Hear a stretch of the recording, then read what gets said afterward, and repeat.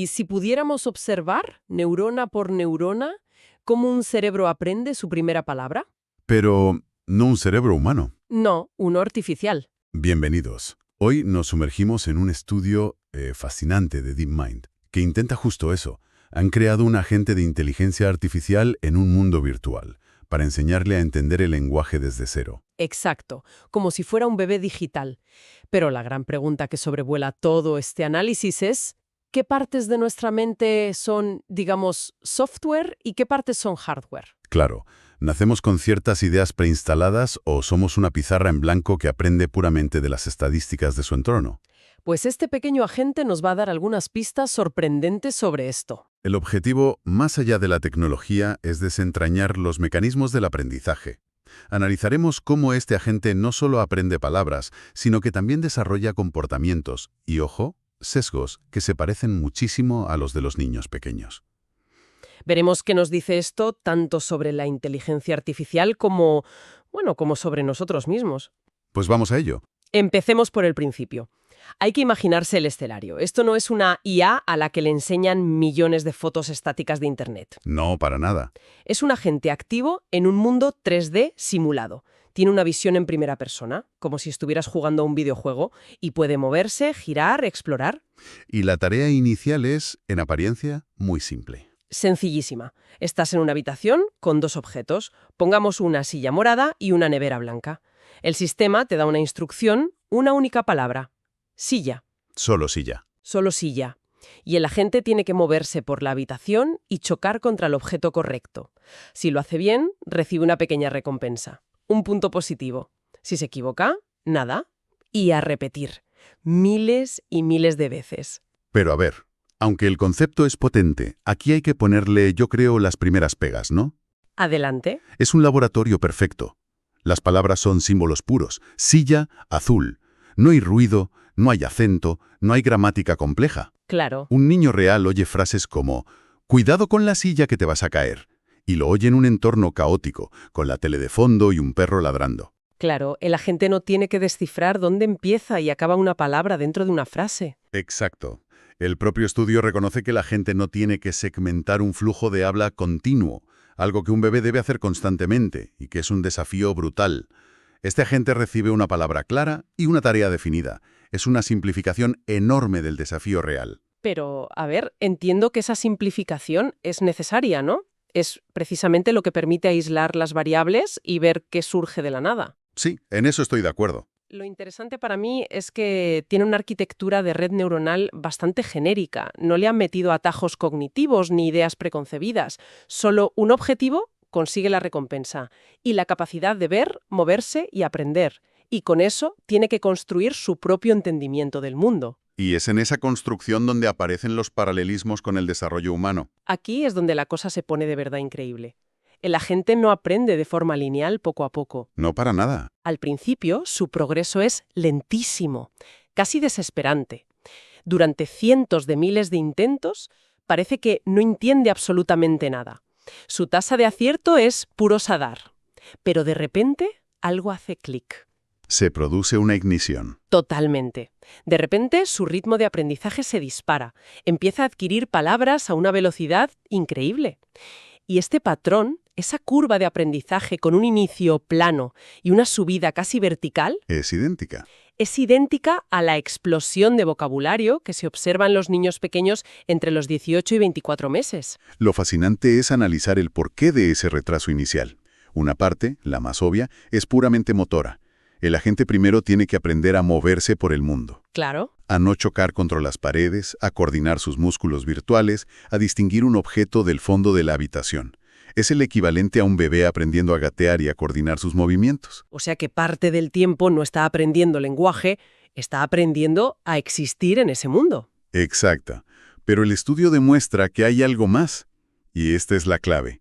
Compararon agentes que empezaban de cero con otros a los que preentrenaron con un puñado de palabras. Vale. Y vieron que un agente que ya conocía, por ejemplo, 20 palabras, aprendió un vocabulario nuevo mucho más rápido que uno que solo conocía 2 o 3. Es el efecto bola de nieve del conocimiento en estado puro. Totalmente. Saber más te ayuda a aprender más rápido. Es como cuando aprendes un idioma. Las primeras 100 palabras son una tortura porque no tienes un contexto. Pero a partir de ahí, cada nueva palabra parece encajar más fácilmente, porque ya tienes una estructura mental, una red de conceptos donde colocarla. Y el estudio explora activamente cómo acelerar esto. Una técnica que probaron es el aprendizaje por currículo, que es básicamente no tirar a la gente a la piscina de golpe. Ajá. En lugar de bombardearlo con 40 palabras distintas desde el principio, un desafío abrumador, le enseñaron primero un subconjunto de solo 2. Como darle clases particulares a la IA. Exactamente. Cuando dominó esas 2 palabras, con una tasa de éxito de casi el 100%, pasaron a un grupo de 5, luego a 10, y así sucesivamente, construyendo sobre la base. ¿Y el resultado? Pues que este agente aprendió las 40 palabras mucho más rápido que el que se enfrentó a todas a la vez desde el inicio. Le das una base sólida y luego construyes sobre ella, en lugar de tirarle la enciclopedia a la cabeza el primer día. Y también probaron otra idea, inspirada en la neurociencia, que es como una forma de replay de la memoria, ¿verdad? Sí, es un mecanismo auxiliar. El agente, de forma paralela, repasa mentalmente los últimos fotogramas de sus acciones recientes para predecir si el resultado fue bueno, malo o neutro. Ah, qué curioso. Este proceso de repaso interno refuerza la conexión entre una palabra, una imagen y la recompensa. Es como si el agente se preguntara a sí mismo, ¿esto que vi se corresponde con la palabra que oí? Y ese autorrefuerzo acelera el aprendizaje, sobre todo en las etapas iniciales, cuando todo es tan confuso. Vale, hasta aquí tenemos una IA que aprende como un bebé, con su propia explosión de vocabulario. Pero ahora llegamos a una de las ideas que, para mí, es la más rompedora de todo el estudio. Uf, sí. Toca algo que dábamos por sentado sobre cómo funciona nuestra propia mente. La idea de que, desde que nacemos, nuestro cerebro prefiere la forma de las cosas a su color. El famoso sesgo de la forma. Exacto. Si a un niño pequeño le doy una pelota roja y le digo que es un Dax, y luego le ofrezco una pelota azul y un cubo rojo y le pido que me dé otro Dax, Ujú. ¿cuál elige? Elige la pelota azul. Casi instintivamente elige la pelota azul. Prioriza la forma sobre el color. Durante décadas, la psicología pensaba que esto era algo innato, un ajuste de fábrica de nuestro cerebro para organizar el mundo. Pues bien, este agente de IA va a poner esa idea patas arriba. Totalmente. Los investigadores replicaron este experimento. Y aquí viene la gran sorpresa. Cuando a la gente se le enseñaba un número equilibrado de palabras, de formas y de colores, por ejemplo, 8 de cada una, el agente no desarrollaba un sesgo de forma, Entonces, desarrollaba un sesgo de color. justo lo contrario. Exacto. Y tiene una lógica computacional aplastante. Para una red neuronal convolucional, que es su sistema de visión, el color es información de bajo nivel. Son píxeles puros, directamente accesibles en los datos de entrada. Es más fácil. Mucho más. La forma, en cambio, requiere un procesamiento más complejo para identificar contornos, bordes y estructuras. El agente, buscando el camino de menor resistencia hacia la recompensa, se especializó en el color porque era la pista más fácil y directa. Como cualquiera de nosotras en un examen, buscando la pregunta más fácil primero. Es la ley del mínimo esfuerzo, incluso para una IA. Efectivamente. Pero entonces, un momento. Si a la IA le resulta más fácil aprender el color, y nosotros somos sistemas biológicos que también buscan la eficiencia, ¿por qué los humanos desarrollamos el sesgo contrario? Buena pregunta. ¿Por qué nosotros nos complicamos la vida priorizando la forma si el color es una pista más directa? ¿Qué tuvieron que hacer en el estudio para forzar ese comportamiento tan poco eficiente en el agente? Ahí está la clave de todo. Para conseguir que el agente desarrollara el sesgo de la forma como un humano, tuvieron que manipular su dieta de datos de forma muy específica. ¿Cómo? Lo entrenaron con un vocabulario donde las palabras que describían formas eran muchísimo más numerosas que las que describían colores. En el experimento clave, usaron 20 palabras de formas y 0 palabras de color. ¿O se lo obligaron? Lo forzaron. Solo entonces el agente, al no tener la pista fácil del color para obtener recompensas, tuvo que esforzarse en encontrar patrones en la forma. Y solo después de ese entrenamiento tan sesgado, al enfrentarse a una palabra nueva y ambigua como Dax, priorizó la forma sobre el color. Y esto nos lleva a una idea que es... bueno, es bastante bestia si lo piensas. Pone sobre la mesa una idea radical. Que el sesgo de la forma humano podría no ser innato en absoluto. Vaya. Podría ser un producto directo de nuestro entorno lingüístico. El estudio menciona que, al menos en inglés, Si se analiza el lenguaje que los adultos dirigen a los niños, hay una prevalencia mucho mayor de sustantivos basados en la forma que de adjetivos de color. Llamamos a las cosas por su forma. Pelota, coche, casa, mucho más a menudo de lo que las describimos por su color. Exactamente. O sea, que nuestro cerebro no vendría con ese ajuste de fábrica, sino que lo aprendería porque estadísticamente, en nuestro mundo, la forma es un predictor más útil para nombrar las cosas que el color. Exactamente. Nuestro sesgo cognitivo sería entonces un reflejo de las estadísticas del lenguaje que escuchamos. No es una propiedad intrínseca de la mente, sino una estrategia aprendida porque es la más útil en el mundo en el que vivimos. Eso es fascinante. O sea que la IA no solo aprende las palabras, sino que la dieta de palabras que le damos moldea su forma de pensar. Me pregunto si podemos ver eso de alguna manera. ¿Podemos mirar dentro de su red neuronal y ver cómo ha organizado toda esa información? Y aquí podemos hacer algo que es imposible con un cerebro humano: abrir el capó y ver cómo la IA está organizando las palabras en su mente. ¿Y qué se ve? Lo que vemos son sus word embeddings, que son básicamente mapas conceptuales, donde cada palabra es un punto. Y lo increíble es que sin que nadie se lo diga, las palabras con significados parecidos se agrupan solas. Se agrupan solas. Todos los colores juntos en un barrio, todas las formas en otro. Correcto. Las palabras de colores como rojo, azul o verde forman un clúster muy denso. Las palabras de formas como silla, lápiz o coche forman otro grupo distinto, pero es que incluso llega a separar categorías gramaticales. ¿Ah, sí? Sí, los sustantivos, que son las formas, y los adjetivos, que son los colores o los patrones, se sitúan en regiones distintas de este mapa mental. Crea su propio mapa semántico del mundo a partir de la experiencia pura y dura. Pero el análisis va todavía más lejos. No solo vieron dónde guardaba las palabras, sino cómo las procesaba su sistema visual. Sí, midieron qué partes de su red neuronal visual se activaban con cada tipo de palabra, y los resultados se alinean perfectamente con la lógica que comentábamos antes. A ver. Las palabras de color, como rojo, activaban las capas más tempranas y básicas de su sistema visual, las que procesan la información de píxeles puros.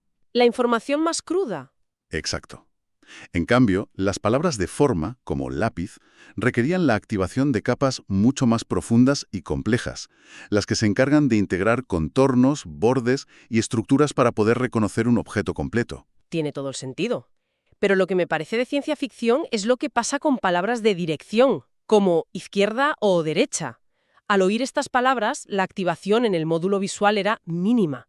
Mínima. Prácticamente nula. El agente no necesitaba mirar más para entender esas palabras. Pero eso es increíble. Me estás diciendo que para la palabra silla se le encendía toda la parte visual de la red, pero para izquierda era como si estuviera ciega y solo se activaran los circuitos motores. Eso es. Literalmente no veía la izquierda, sino que la hacía. Has dado en el clavo. Para la gente, el significado de izquierda no está en lo que ve, no es una propiedad visual de un objeto. Su significado está anclado en la acción que debe ejecutar. Madre mía. Su significado reside en la secuencia de comandos que tiene que enviar a sus músculos virtuales para girar en una dirección u otra. No piensa izquierda, hace izquierda. Exacto. Es una demostración clarísima de la teoría de la cognición corporeizada, la idea de que no pensamos con un cerebro en un frasco, sino que pensamos con el cuerpo. Claro. El pensamiento y el lenguaje no son procesos abstractos y desvinculados, sino que están profundamente conectados con nuestras interacciones físicas y sensoriales con el mundo. El agente no sabe qué es izquierda como un concepto platónico, sabe hacer izquierda. Y eso tiene implicaciones enormes sobre cómo entendemos nuestra propia mente. Por supuesto. Aunque, de nuevo, hay que ser cautos. El propio estudio es muy honesto al reconocer todo lo que a este agente le falta. Claro, no es perfecto. Por ejemplo, no puede aprender de un único ejemplo, lo que en psicología se llama fast mapping. Un niño ve una vez un ornitorrinco en un zoo y ya sabe lo que es para siempre. Este agente necesita miles de repeticiones. Tampoco entiende el contexto social, la ironía, el sarcasmo, todo el metalenguaje que rodea la comunicación humana. Nada de eso.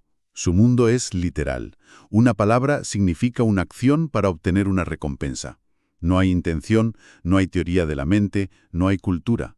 La distancia con un cerebro humano sigue siendo abismal.